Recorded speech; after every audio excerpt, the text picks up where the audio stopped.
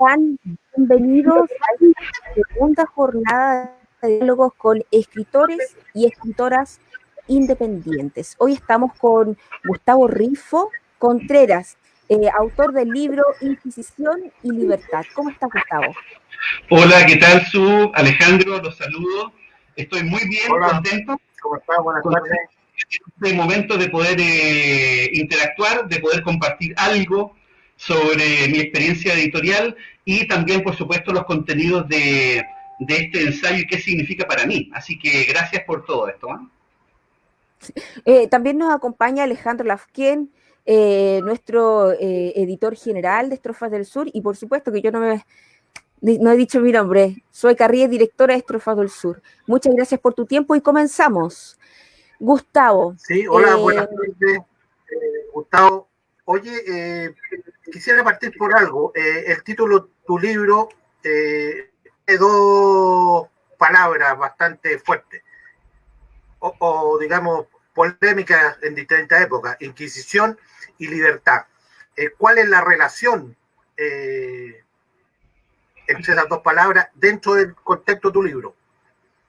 Ya, mira, yo desde que tengo memoria como ser humano, como sujeto individual, sujeto social, e incluso como sujeto histórico, porque me encanta investigar la historia de la humanidad, siempre me encontré con una dicotomía, una disociación psicológica, humana, profunda en la humanidad. Por un lado, tú siempre vas a poder encontrar un mundo oscuro, lleno de miedo, de persecución, de ira, de venganza, de aniquilación, un ser humano destructivo, bárbaro, vengativo, cruel, dogmático, un mundo lleno de inquisidores que pretenden dominarte, controlar tu mente, hacer lavado de cerebro, fomentar el adoctrinamiento teológico o ideológico, etcétera, etcétera. O sea, nosotros hasta donde proyectamos nuestra visión en la historia de la humanidad, te vas a encontrar con ese perfil humano del controlador, del que te somete, te esclaviza, te tortura e incluso te elimina, de acuerdo a sus intereses y motivaciones personales. Ese sujeto tú lo vas a encontrar siempre en la historia de la humanidad, y me intrigaba mucho ese perfil psicológico. Y por el otro lado, respecto a lo que es libertad, te vas a encontrar con seres humanos que te proyectan y te inspiran en tu vida algo radicalmente distinto. Te encuentras con seres llenos de amor, sabiduría, paz, fraternidad, seres generosos, seres luminosos que entregan algo generosamente a la humanidad, dejan un legado, seres valiosos para la humanidad que hacen un aporte indiscutible. Ahí están los Sócrates, los Budas, los Gandhi, y son cientos, tal vez miles, a lo largo de la historia humana, que dejaron un legado profundo, imperecedero para la humanidad. Entonces, a mí me intrigaba mucho esta profunda disociación existencial del ser humano. Me intrigaba mucho comprender las raíces, Alejandro, las raíces verdaderas de esta disociación tan brutal que por un lado te puede llevar a un infierno de la existencia, te puede llevar a un infierno tanto interno como externo en tu vida, que te puede llevar a las profundidades más oscuras, más lóbregas, a los abismos de la más espantosa locura, tal como lo digo en el ensayo. Y al mismo tiempo, tú te puedes elevar a las más elevadas cimas de la realización espiritual humana, a la más pura libertad, justicia, generosidad, dación.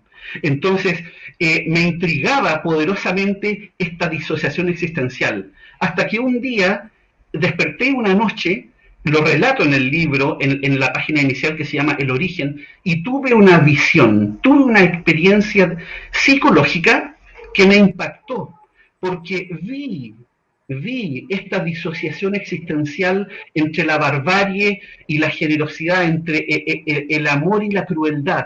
Vi esta disociación y me di cuenta de que la única forma de poder comprender esta disociación existencial era una clave evolutiva. Y me puse a investigar, Alejandro.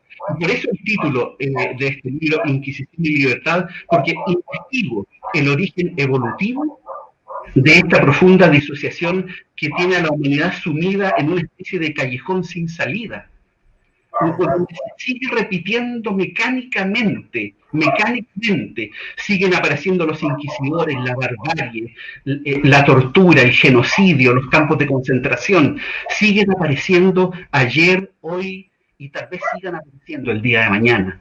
Entonces quería comprender el origen de eso.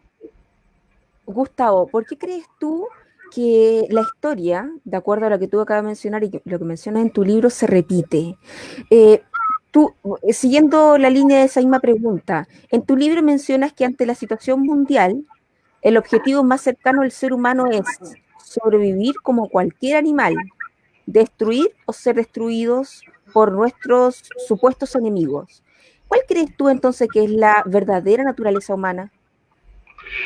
Los seres humanos en nuestra evolución, y aquí voy a la hipótesis central del ensayo, que está en el capítulo Variedades Evolutivas Humanas, que responde precisamente a esa pregunta, plantea que, y que fue fruto de mi investigación y de la propia observación de mi vida y de la vida de todos los seres que he conocido en estos 60 años que llevo de existencia. O sea, basándome en la experiencia y en la investigación, ya me di cuenta que en la evolución de la humanidad están operando tres fuerzas evolutivas. Por un lado está la fuerza animal.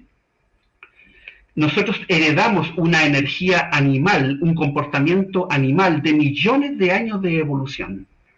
Una energía poderosísima que tiene dos componentes esenciales.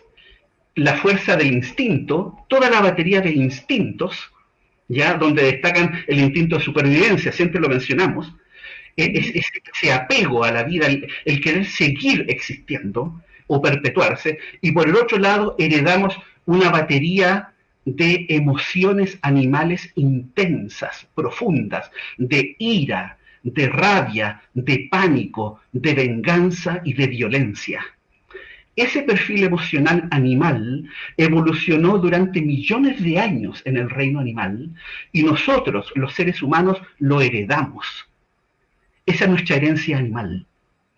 Y eso dio origen a las primitivas sociedades tribales humanas, donde brotó la aniquilación masiva de una tribu contra otra.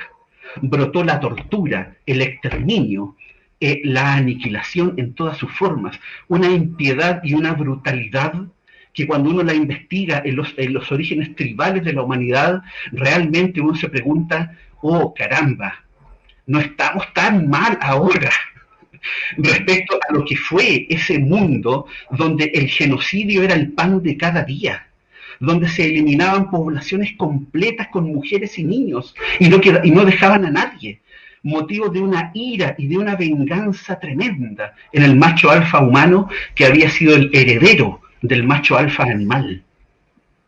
Entonces, yo como biólogo ya investigué esto en la universidad, soy licenciado en biología, estudié biología, ciencias naturales, evolución humana, etcétera. Ya tenía una base. Entonces, me fue un poco más fácil asimilar toda esta información y poder integrarla a los orígenes de la crueldad y de la barbarie humana. Entonces, tenemos tres naturalezas, Zoé. Tenemos una naturaleza animal, que es la que genera al ser humano tribal, el ser humano primitivo, el ser humano que está acostumbrado a actuar por venganza, por rencor, por odio, por resentimiento, y busca el ajuste de cuentas, busca establecer su propio sentido particular de justicia, para quedar en paz, para restituir su honra, su dignidad. ¿Me entiendes? Y este comportamiento tribal violento viene desde hace millones de años en el comportamiento humano. ¿Te das cuenta del peso evolutivo que tiene este perfil psicológico humano? Y generó entonces esta primera variedad al ser humano más primitivo, que yo le llamo en el ensayo el animal racional, y al cual le dedico toda la primera parte del ensayo. Porque es muy importante, porque ejerce un peso tremendo en nuestro comportamiento. La segunda variedad evolutiva, ahí distinguí una segunda fuerza evolutiva, que es el poder de la razón humana, el ser racional, el ser con toda su batería de propiedades mentales cognitivas. El ser que razona, que piensa, que se hace preguntas, que le busca un sentido a su vida, que tiene ciertos valores, que tiene una moral de vida, que ya respeta al ser humano, tiene conciencia de ciertos derechos humanos fundamentales, que tiene una conciencia de respeto, que valora la educación, la cultura. ¿Me entiendes? Que también puede caer en estados de semi-barbarie. También de repente puede ser impulsado por el deseo de venganza, por ejemplo, si le ocurre una desgracia profunda a un familiar. Puede sentir el deseo de venganza, ¿ya? Pero tiene una autoconciencia moral suficiente para procesar ese estado psicológico de otra manera, que el animal racional no tiene. Alejandro. Va y actúa. Sí. Y por último, la tercera variedad evolutiva, Zoe, y esta es la más polémica e interesante del ensayo, es que yo identifiqué una fuerza espiritual en la evolución humana y generó el tercer estado de conciencia, que yo le llamo seres espirituales despiertos, que son seres humanos que han eliminado de su campo de conciencia al ego tribal y ya son incapaces de hacerle daño a ningún ser vivo en este mundo. Seres humanos que... sí, dime, Alejandro.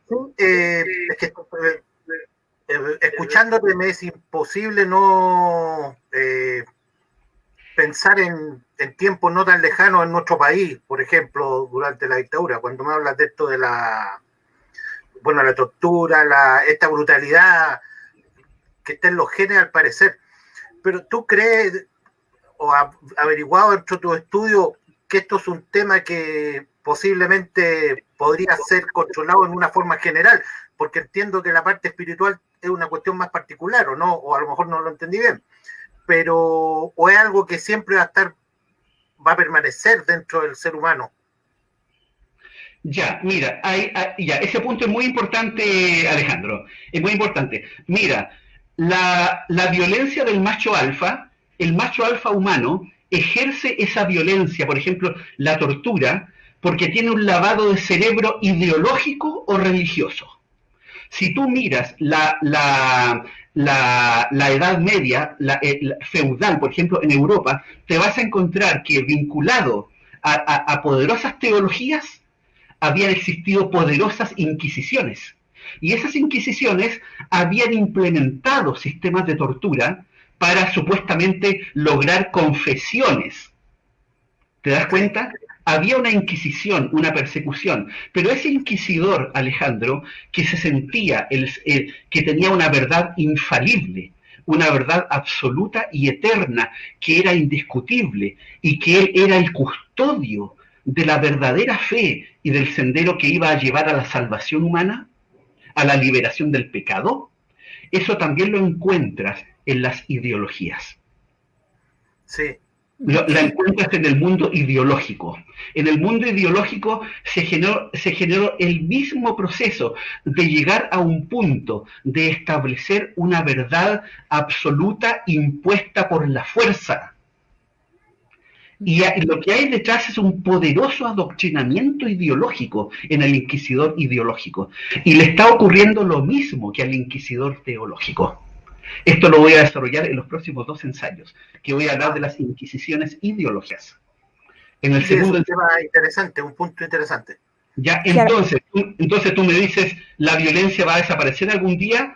La violencia no puede desaparecer en ti, Alejandro, mientras no haya un cambio de conciencia en tu proceso evolutivo. Porque la evolución de la vida también es una evolución de la conciencia. Y los grandes seres... Sí, dime. Gustavo, esa evolución de conciencia, me imagino yo mirándolo de bien afuera, viene acompañado de otras cosas en el sentido de que para poder analizar y profundizar más en esos temas, necesitas cierta tranquilidad. Me explico, económica, ¿no? para que tú puedas, obviamente, solventar ciertos temas que te inquieten y también, obviamente, para profundizar más en el campo espiritual con lo que tú mencionas, ¿no? Y controlar el ego, ¿no? Que de acuerdo a lo que te entiendo, hay una lucha eterna del ser humano con su ego, ¿no? Eh, ¿Tú crees que, y bueno, hay muchos movimientos y filosofías que hoy en día están de moda, ¿no? Ya sea en Chile, Latinoamérica o a nivel mundial. Y muchas de esas personas que se adhieren a esos movimientos o a esa filosofía tienen un poder adquisitivo alto, o mejor dicho, tranquilo. ¿La espiritualidad y el dinero son coherentes entre sí? No hay una relación estrecha, estricta ni obligatoria entre espiritualidad y dinero. Tú te encuentras, por ejemplo, con un maestro Jesús, para tomar un ejemplo de la espiritualidad occidental, que no tenía dónde caerse muerto. Ahí tienes un ejemplo. Y él generó un movimiento poderosísimo. ¿Por qué? Porque él tenía su conciencia espiritual despierta. Cuando tú despiertas un poder tuyo, un poder interno que está dormido, y despiertas ese poder en tu vida, se produce una transformación tremenda en tu vida y ejerces un liderazgo natural. Por ejemplo, Amonio Sacas, el famoso neoplatónico, era un cargador de muelles que tenía lo justo para comer.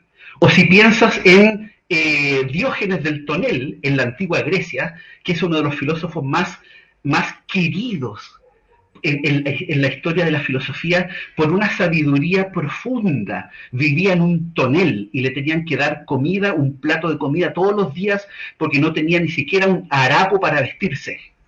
Gustavo, disculpa, solo para darle también espacio a aquellas personas que ya están preguntando, haciendo sus comentarios, sugerencias, preguntas, @Macarena a Pablaza-XL pregunta, yo deduzco a raíz de la pregunta que es sobre unos comentarios que se fueron hace unos minutos atrás, pero lo recogemos igual. Dice Sí. ella, en relación sobre la naturaleza humana, ¿no? Si no fuese así, no, perdón, pregunta, ¿los seres humanos somos violentos, explotadores por naturaleza? Si no fuese así, ¿quiénes son los responsables de los males que nos aquejan hoy en la humanidad? Ya, mira, la violencia humana es muy propia de la primera variedad evolutiva que yo presento, al cual le dedico la primera parte, que es el animal racional. Ahí tú ves en pleno el odio, la venganza, la aniquilación, la barbarie en todas sus formas, en el animal racional. Y ese sujeto lo podemos reconocer fácilmente en la historia humana. Ve nomás el siglo XX, lo que pasó en el siglo XX, la cantidad de millones de seres humanos muertos por los inquisidores ideológicos de todos los colores políticos. Ve tú la barbarie que se cometió. Ahí está el animal racional en pleno. Ahí está el macho alfa humano actuando, imponiéndote por la fuerza bruta su visión unilateral y absoluta de la vida, de cómo tienen que ser las cosas. Y cualquiera que se desvía de eso comienza a ser violentamente reprimido. Y esa fue la historia SUE del siglo XX. Entonces, sí. No, la pregunta la hace @Macarena Pablaza. Perdón, Macarena. Macarena. Oye, Macarena, entonces lo que yo creo, Macarena, que si tú observas a ese ser humano, a ese inquisidor, a ese ser humano que disfruta con un poder material ilimitado porque tiene un ego narcisista inmenso y tiene una pasión y una adicción profunda por el poder, te vas a dar cuenta que hay otros seres humanos que no obedecen a ese patrón de comportamiento.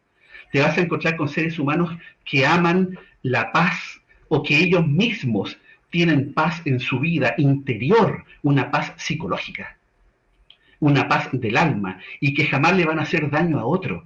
Entonces, ese ser humano, Macarena, está viviendo otra experiencia evolutiva, está viviendo en otra dimensión de experiencia humana, porque conquistó, descubrió que existen otras posibilidades en nuestra evolución psicológica, individual y social. Y por último, vas a tener seres humanos a lo largo de la historia. Si lees, si investigas, te vas a encontrar con seres humanos con un nivel ético profundísimo, que dejaron un legado maravilloso para la humanidad, que son los seres espirituales, como les llamo yo en el ensayo.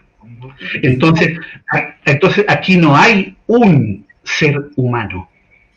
Aquí hay 3 variedades evolutivas humanas que pueden llegar a tener comportamientos muy distintos entre sí. Alejandro. Sí,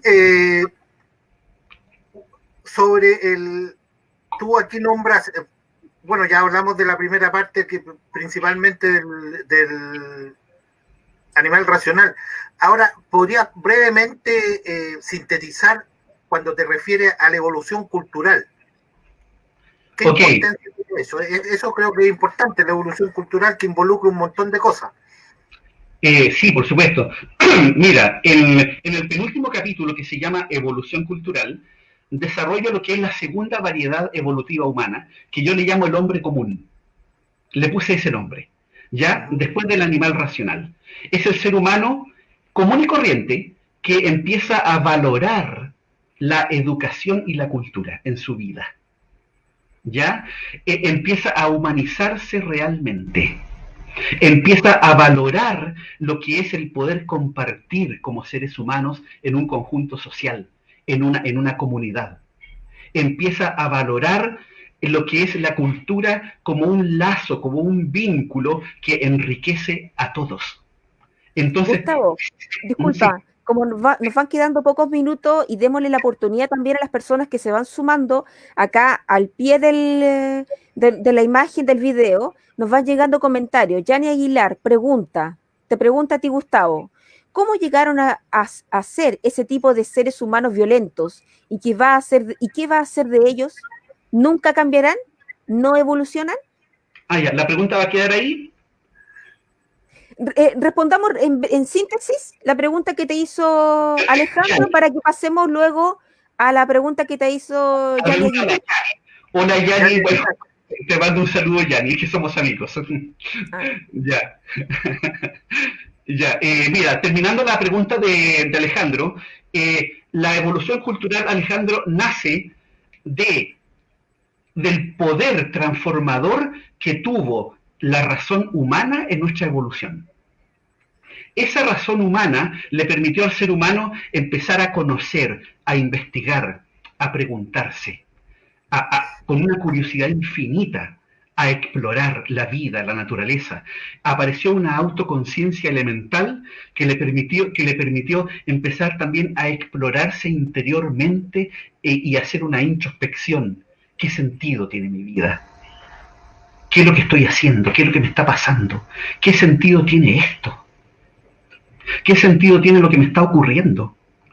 En cambio, el animal racional, Alejandro, no se hace ninguna de esas preguntas. Está tan metido en su mundo de poder. Solamente. Claro, está tan metido en su mundo violento de un liderazgo forzado, en su control macabro de la humanidad, tratando de explotarla en beneficio propio, que no se hace esas preguntas, Alejandro. Es otro tipo de ser humano. Correcto. Pero cuando aparece el ser humano común, aparece el poder transformador de la cultura, porque la palabra cultura significa cultivo. Entonces te empiezas a cultivar. ¿Y qué es lo que cultivas en la evolución? Cultivas todo el potencial que tienes como ser humano. Entonces nacen todos los nichos culturales humanos, que yo identifico 4 en el ensayo, que son ciencia, arte, filosofía y mística. Esos 4 pilares empiezan a ser la base de todos los procesos culturales humanos y civilizatorios, en mayor o menor medida o grado, porque esto es muy dinámico y muy variable dependiendo del momento histórico. Pero siempre la cultura va ejerciendo un poder transformador de la vida humana, y al final te das cuenta que tú eres un ser cultural.